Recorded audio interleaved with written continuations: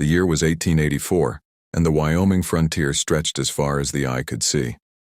Endless grasslands rolled beneath a wide blue sky, broken only by scattered cottonwood trees, weathered fences, and lonely ranch houses standing against the wind. Life in the American West was never easy. Every sunrise brought another day of hard work, uncertain weather, and the constant struggle to survive. Among the ranchers who called this rugged land home was Ethan Walker, a quiet cowboy known throughout the valley for his honesty, courage, and determination. Neighbors respected him because he never refused to help anyone in need, yet they also knew he carried a sadness that no amount of work could erase. 7 years earlier, Ethan had lost the woman he loved more than anything in the world. Since that day, he had lived alone, believing that happiness had disappeared forever with her. Every morning before dawn, Ethan saddled his trusted horse, checked his cattle, repaired broken fences, and worked until the sun disappeared behind the distant mountains. His hands had become rough from years of labor, and the lines on his face told stories of countless seasons spent under the blazing summer sun and freezing winter storms. Even after all these years, one small silver locket remained safely tucked inside his coat pocket wherever he went. It was the last gift Clara had given him before leaving on a wagon journey to visit relatives in another territory.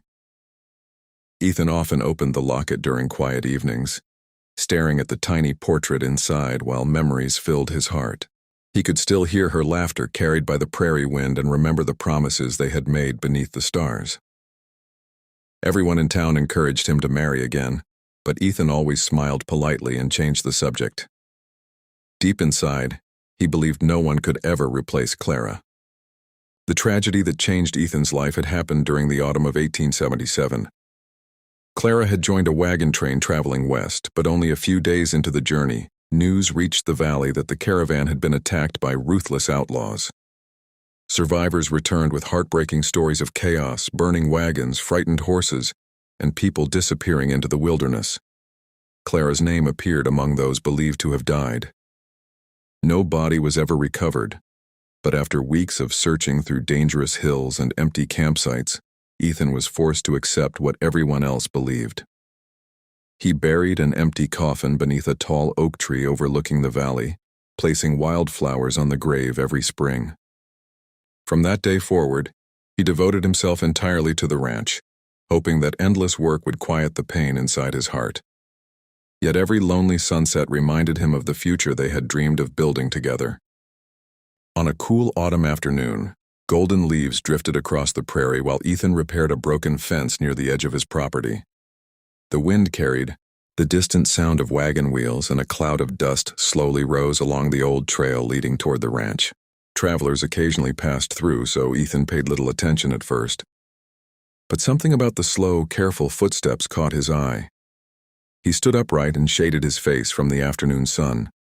A woman wearing a faded blue frontier dress was walking toward him with calm determination. Beside her walked a little girl of about 6 years old, holding the woman's hand tightly. As they came closer, Ethan's hammer slipped from his fingers and landed in the dirt. His heart pounded so loudly he could barely hear the wind. The woman's face was older, marked by years of hardship. Yet there was no mistaking those familiar eyes. It was Clara.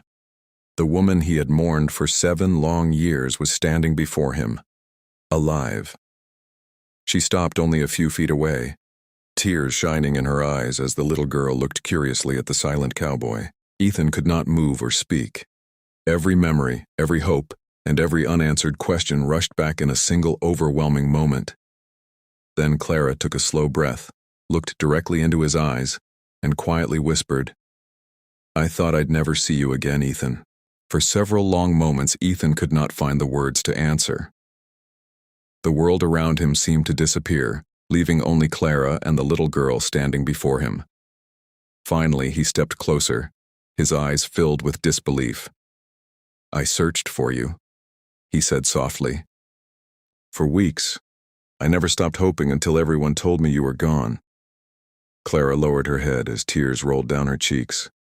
She explained that the wagon train had indeed been attacked by a ruthless gang of outlaws in the mountains.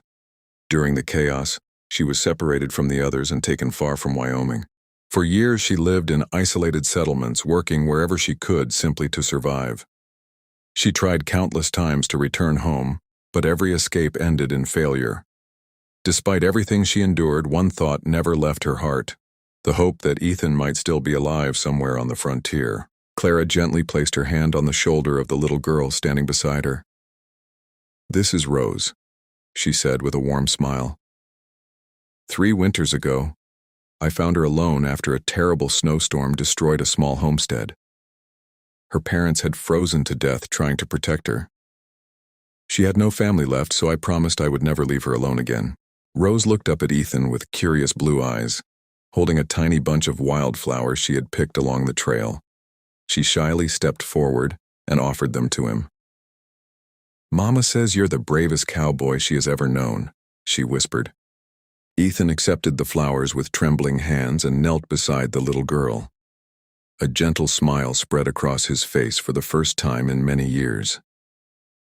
At that moment, he realized Rose had already become the greatest blessing Clara could have, brought back into his life. Ethan invited Clara and Rose into the ranch house. As evening settled over the Wyoming plains, they shared a simple supper beside the warm glow of the fireplace.